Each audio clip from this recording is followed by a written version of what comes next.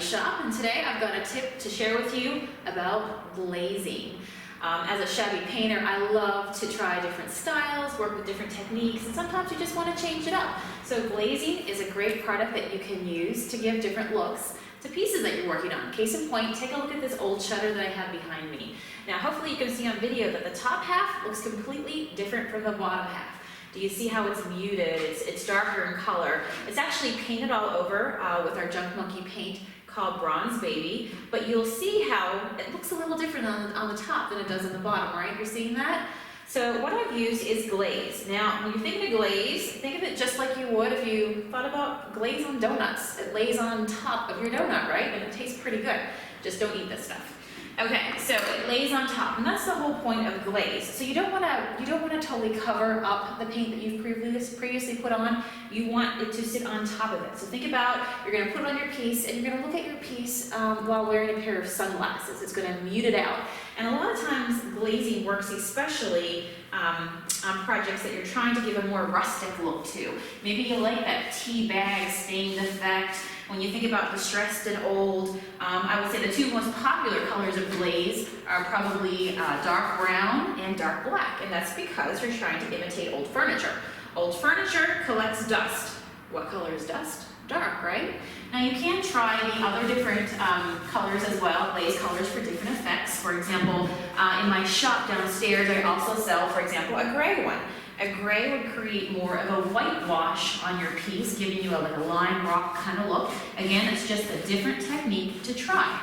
So as you can see, all I'm doing is I open my dark glaze.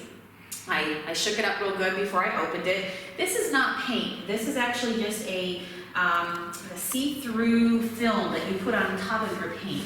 The trick is to always move towards the grain that your wood carries itself in. So for example, these pieces are upright, I'm going to swipe with my hands upright.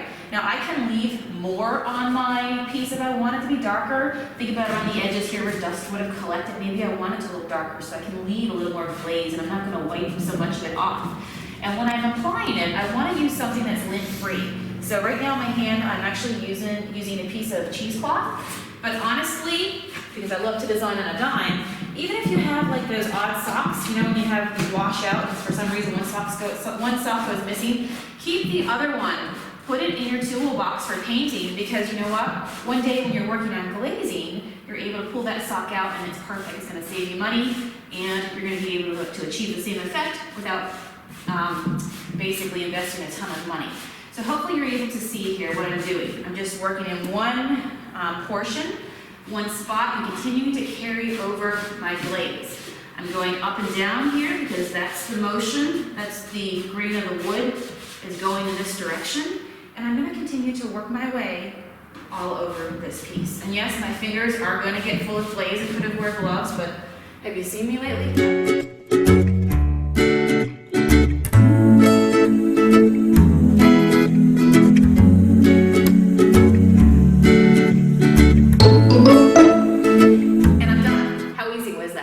Guys just saw me give a completely different look to the bottom half of this shutter.